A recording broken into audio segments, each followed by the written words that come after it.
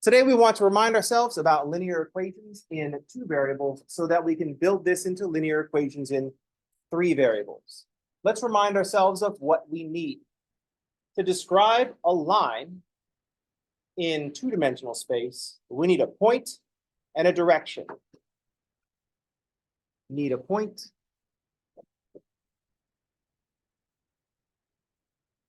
and a direction. For the point, we just need something that's on the line. So in our slope-intercept form for the point, we have 0, b, and our direction is just slope.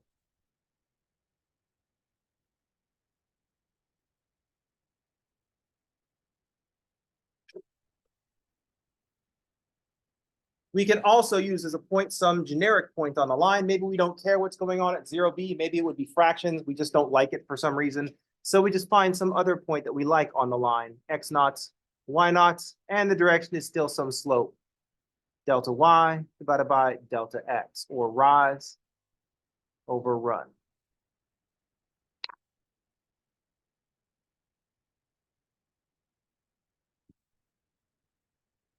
We want to be able to see this numerically when we look at a line. When we look at a table of values, we want to see what makes us think linear function. Linear functions have a constant rate of change. So this is the slope, the direction thing. The important thing to note is that linear functions have a constant rate of change.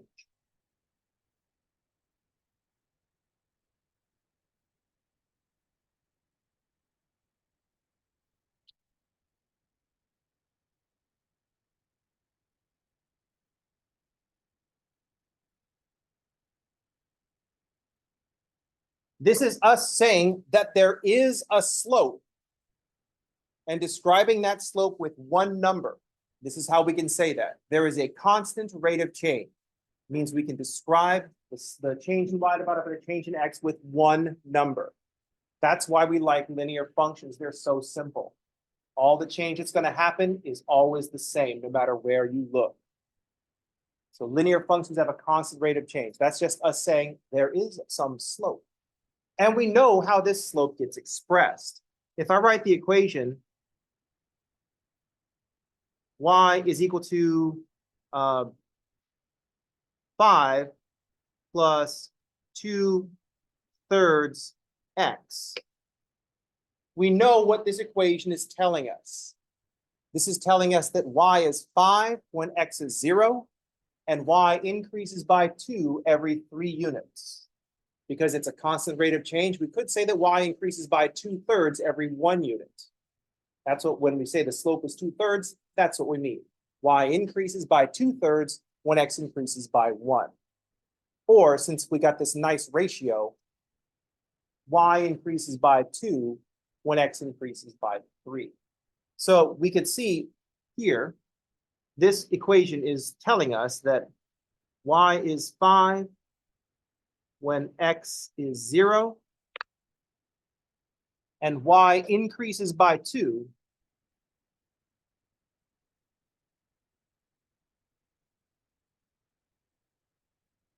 every 3 units.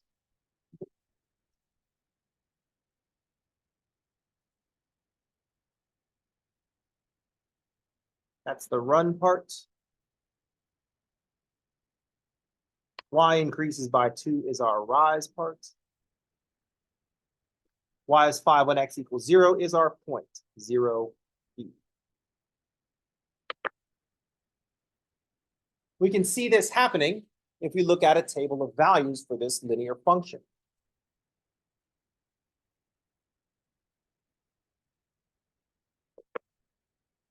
Leave a couple of spaces. When y is 5 when x is 0, and y increases by 2 every 3 units.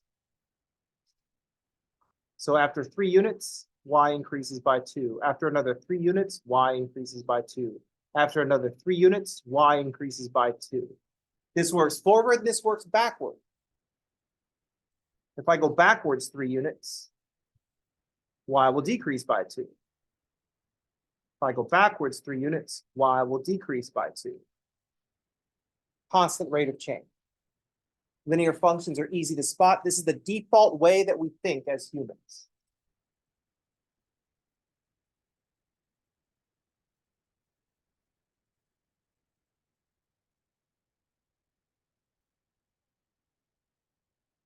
Any questions?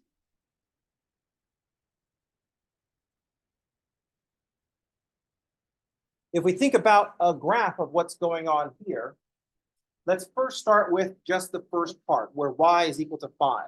What would that graph look like? What's the graph of y equals 5 look like?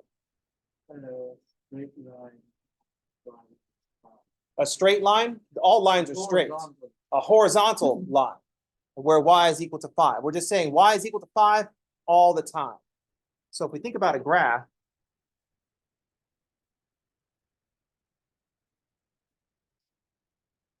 that was a bad choice. I didn't have to erase anything. Oh, well, you know what? I did.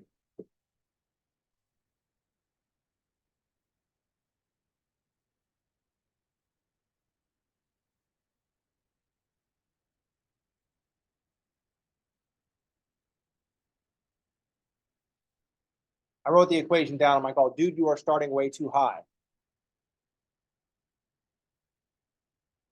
Not like high, just like too high on the graph for a graph that's going to go up. But if we think about our starting point, we're starting off at y equals 5, and that's like no change. There's y equals 5. That's what it looks like when we have a horizontal line. But we're not saying just y is equal to 5. We're saying y increases by 2 every 3 units.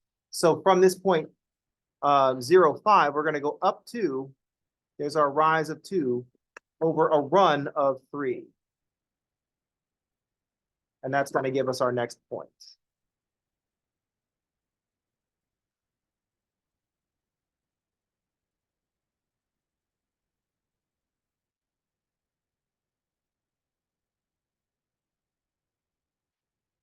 And we're going to do this over and over again. Rise of 2, run of 3.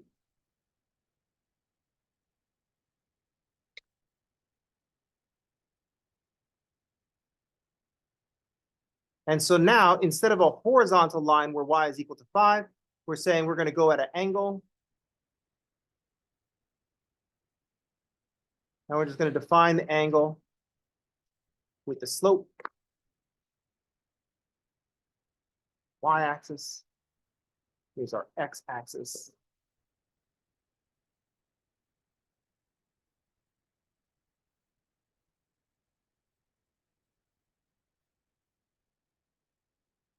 And there's our interesting point, our points from the table, 0, 5,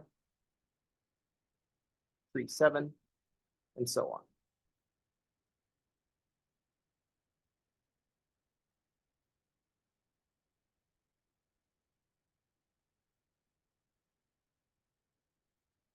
Any questions? Of course not. It's like linear functions. Like, oh, dude, this test is going to be simple if we have to do linear functions.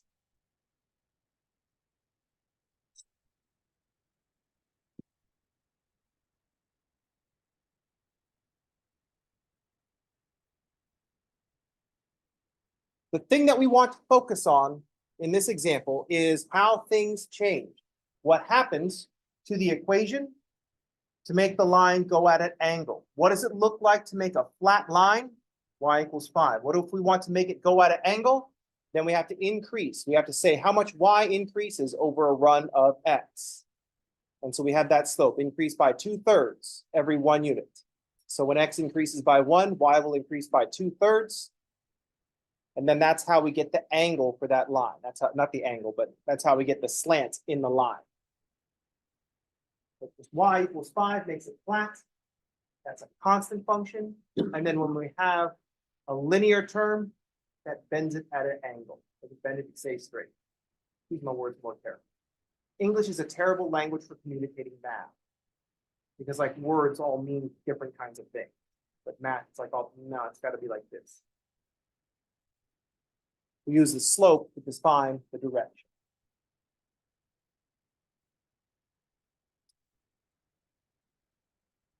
Any questions?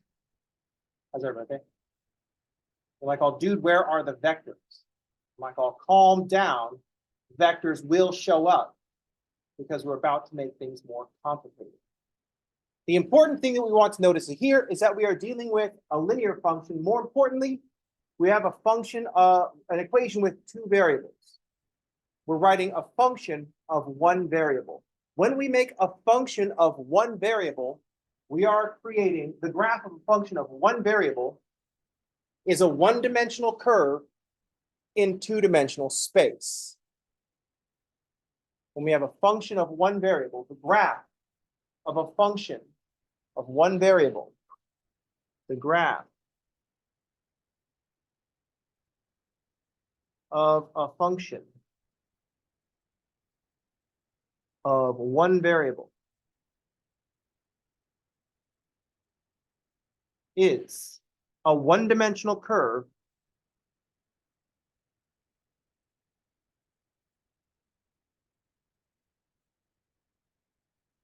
in two-dimensional space.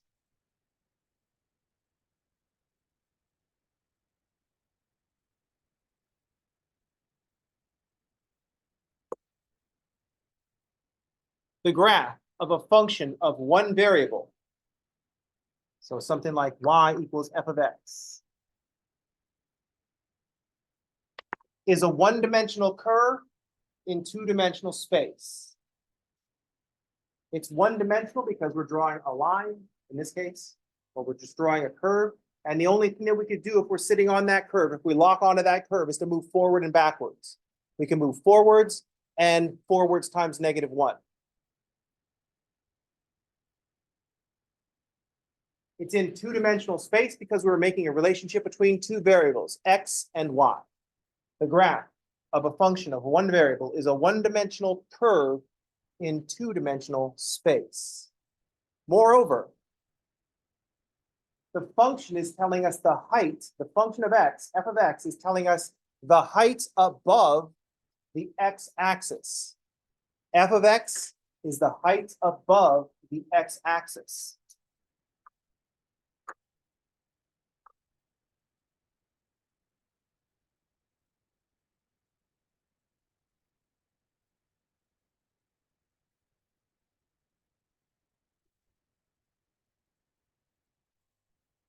F of x is telling us the height above the x-axis. That's where the curve comes from. That's how we build the graph. Any questions? At every point on the x-axis, we figure out what the height should be. We put a mark there, and then we just connect all the dots. How's everybody okay? Of course, I have a line on the thing. You're like, oh, we know what lines look like.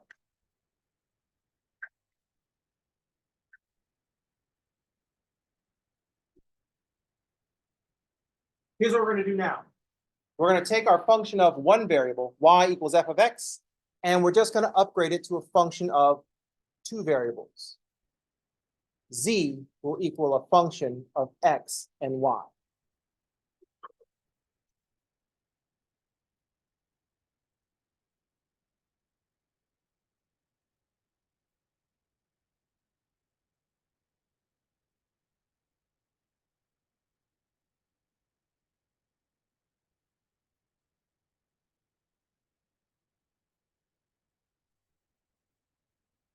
We're going to start by looking at functions to simplify our lives. Eventually, these functions will just be generalized into equations. Eventually, we're going to want to parameterize things so that we can get out of this function business. But we got to start in function because it simplifies our lives. So when we have a function of two variables, we're going to have a function, say, of x and y. So we need a third variable. We'll call it z. I don't know if you were hoping for something else, but we're going to go with z. So we're going to be looking at this kind of structure. Z is equal to f of x, y.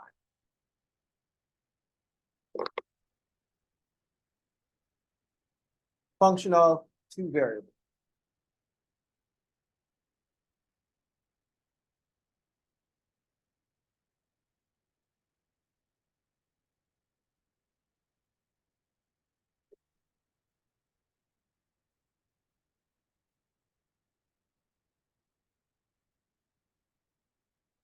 we're going to want to picture what this looks like. First of all, notice that this is going to be something in three-dimensional space because there are three variables. Whatever the graph is, it's going to be in R3.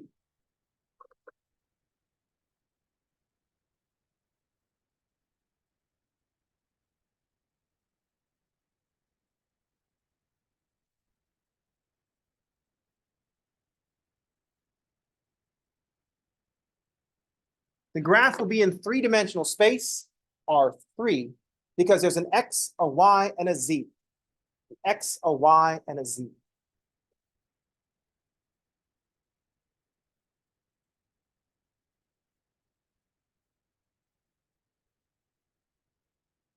We're making a relationship between three variables now. We're restricting ourselves to say that one of these variables is a function of the other two.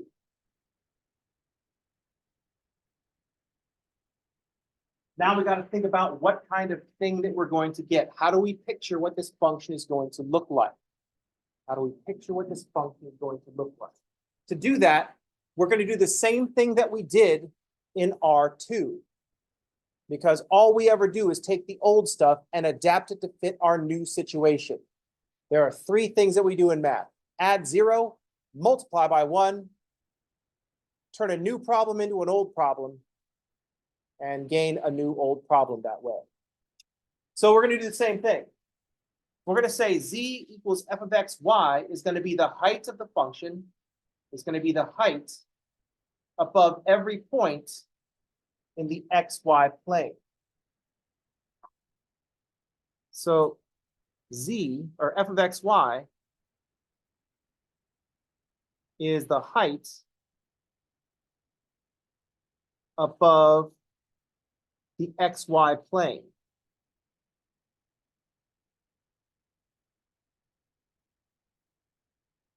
We're applying the same strategy. We take as an input every point on the xy plane, and we put a height above there. What kind of thing are we going to get? It's going to take all these points on the floor. Let's pretend that we're standing on the xy plane. There's the origin right there. We've got an x-axis, a y-axis, and then a z-axis.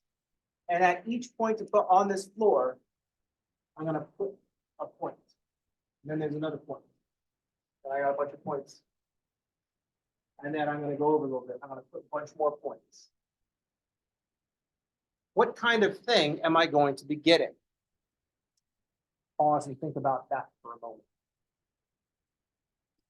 If you need a place to start, think about our simplest function up here. What if z equals some number? At every point on the xy plane, I'm going to make a height of 5. I don't know what, this is not 5 of any of our common units. 5. 5 of whatever these units are. This is about 5 feet. But not quite 5 feet. I should have gone with 6. I could now, because then I have to go up. You know what I mean? Like some people are like, well, what does it look like when someone is 6 feet tall? And then they put their camera with the camera at 6 feet. That person is way taller than 6 feet if that's where their eyes are. Because the camera is the eyes. So if you put the camera at 6 feet, if you put the camera at 6 feet, that person is taller than 6 feet because the eyes are not at the very top of their head. They're like, if their eyes are at 6 feet, they're like maybe 6'3" or 6'4". So yeah, that's a very tall person. You know what I mean? But anyway, that's all beside the point. At every point above the xy plane, that was giving you time to think about what this surface will look like. What's going to happen? Every point on the xy plane, I'm going to put a point that says 5. And so essentially, I'm going to take this floor, I'm going to raise it up 5. Floor, what we're going to get when we graph the function is going to be a surface, a two-dimensional surface in R3. So the graph of a function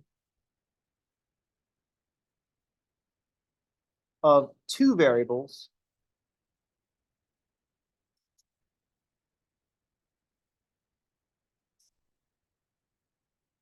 the graph of a function of two variables will produce a two-dimensional surface in three-dimensional space.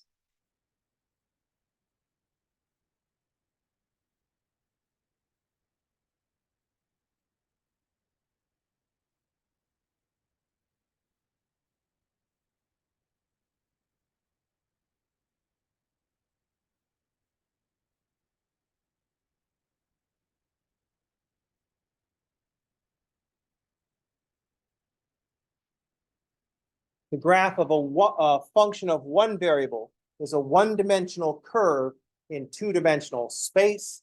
So the graph of a function of two variables will be a two-dimensional surface in three-dimensional space.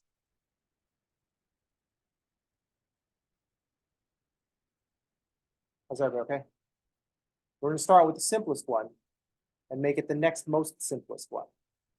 But I need to pause so people can copy this down, because I see some of you are thinking of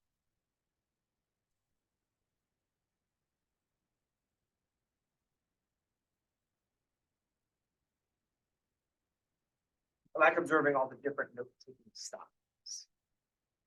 Especially when I pointed out you become hyper-conscious of your note-taking style. Some of you are like, oh, copy what's on the board.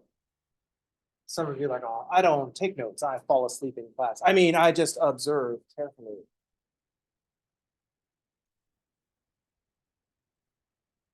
You know the reason for taking notes? What's the reason that you take notes? Is it to remember stuff later? Not to remember stuff later. What's the reason you take notes in class? No, it keeps you awake in class. It makes you do something. So you kind of have to pay attention. It's to prevent you from falling asleep in class. If you normally take notes, have a day, especially in your morning class, where you don't take notes and see how fast you fall asleep. After I retire from this job, I know exactly what I'm going to do next. I'm going to open an insomnia clinic. It's going to be great. I'm going to do exactly the same thing I do now, but with more comfortable chairs, warm, dim lighting, some lo-fi beats in the background, and I'll just use a soothing voice. It's perfect. Insomnia, Leach's Insomnia Clinic.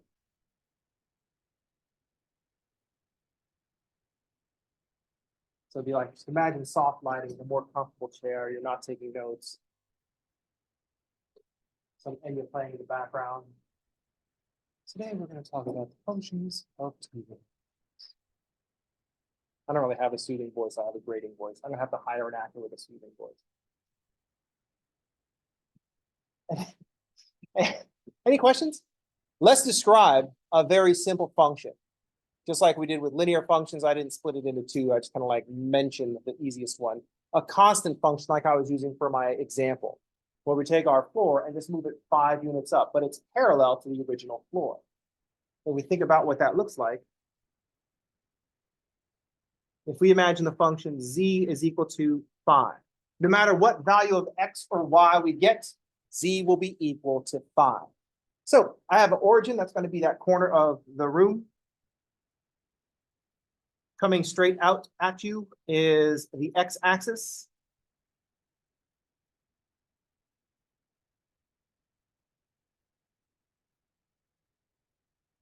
Going left to right is where we usually put the y-axis. And going straight up and down through the origin is where we put the z-axis. This is the most common orientation when we draw rectangular coordinates for R3. X is coming out of the paper, so we draw it at a funky angle. Y is going left to right, and Z is going up and down. So when X and Y are 0, we get the point Z equals 5. And for every value of X, we get 5. And for every value of Y, we get 5. So we're getting this flat surface.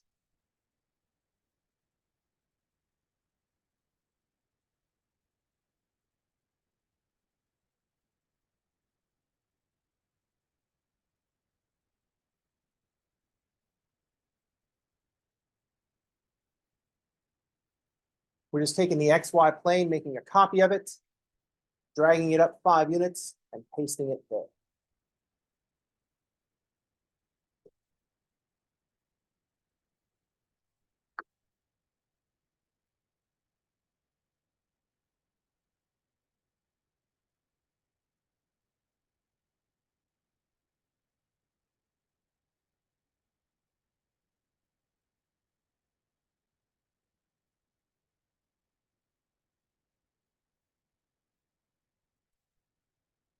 Every height is 5. Everywhere on the plane, the Z coordinate is 5, no matter the X and Y. That's why X and Y did not show up in the equation. They did not matter.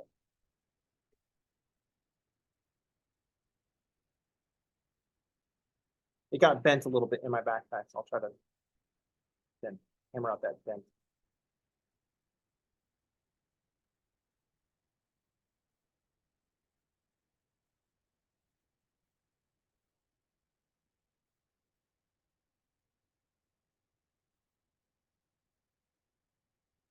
Any questions? If I wanted to write the equation for this plane, I would just say Z equals 5.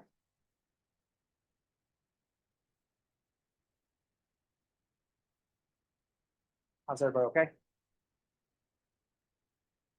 The next thing that we want to do is use our second simplest form. We're going to do the same thing we did up in the previous example when we had a linear function of 1 variable. We're going to think about a linear function of 2 variables. Remember the procedure. We started off with where we're starting off is y equals 5, and then we gave it some angle. We tilted it, describing the ratio of how much it goes up divided by how much it goes across. We are going to do the same thing with this plane. We're going to start with this flat plane at 5, and then we're going to start tilting the plane.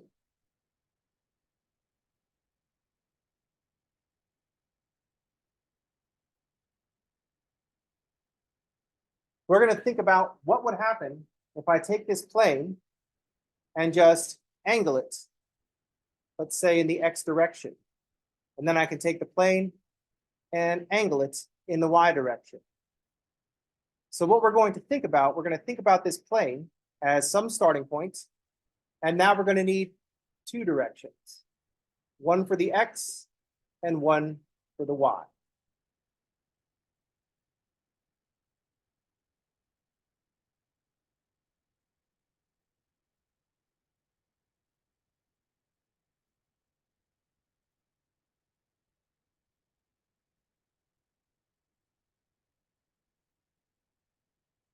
When we think about taking this plane and giving it an angle, instead of just one direction, how does Z change with respect to X? We're going to say, how does Z change with respect to X? How does Z change with respect to Y? We're going to give it 2 slopes. This matches what we were thinking about before, because when I want to describe a plane, I need 2 vectors in the plane. So I'm going to have those vectors are going to somehow be related to slopes, directions in the plane. Any questions? The 2 slopes are going to be how Z is changing with respect to X and how Z is changing with respect to Y.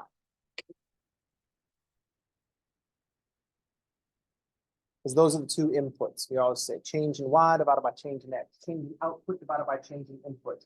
When there's 2 inputs, there are going to have to be 2 changes. How's everybody okay?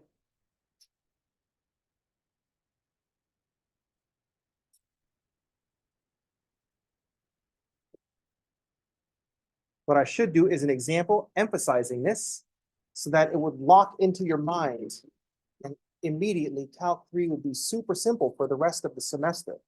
And you'd have everything all on lock right here on day 6. It would all make sense. But unfortunately, I have some problems for you to work on. I got 2 vectors here. I want you to find 3 things about these 2 vectors. This is going to be a paper that you turn in on your way out.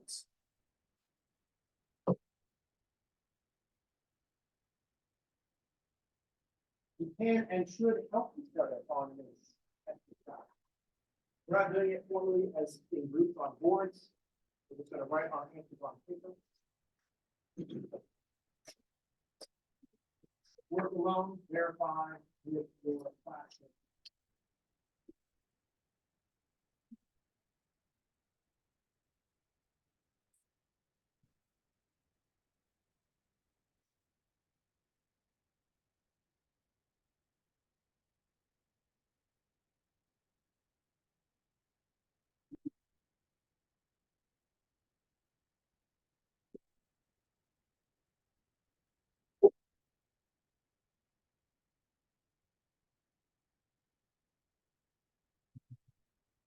It's just two vectors in R3, dot product, angle between them, cross product. When I say show your calculations, just write down the matrix that you're going to find the determinant of, and then write down the result. You shouldn't have to write down all the details. If you do, I'll take off 1 billion points. I'm just kidding. Just write down whatever details you need to write down.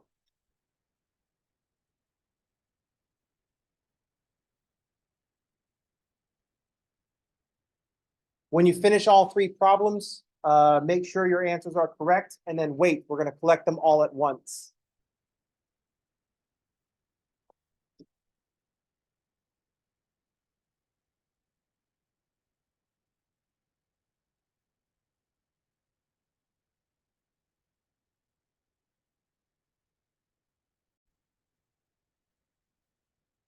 All right, here is the turning in procedure and how things are going to work. What you are going to do is you're going to pass papers maintaining your row, these are rows, maintaining your rows in towards the center. They don't have to be in any particular order, but I just want them collected by rows on either side.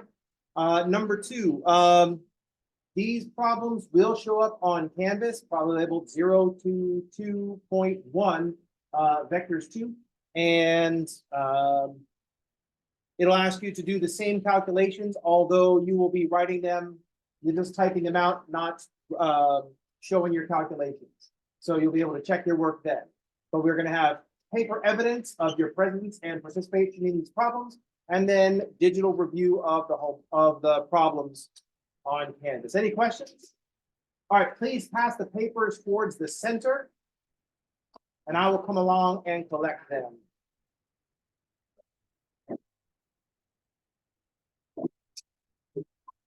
If you didn't finish, that is okay.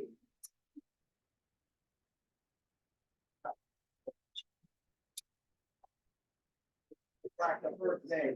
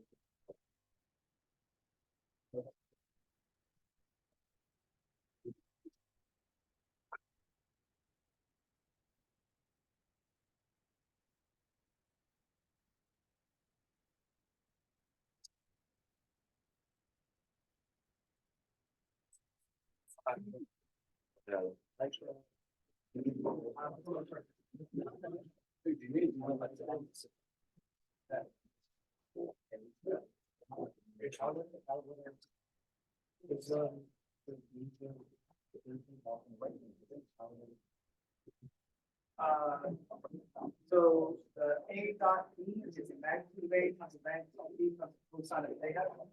So you can just calculate A dot B, Yeah, calculates the magnitude, so theta is a cosine inverse of, A dot B divided by the hypotenuse magnitude. Bye-bye. Have a good day.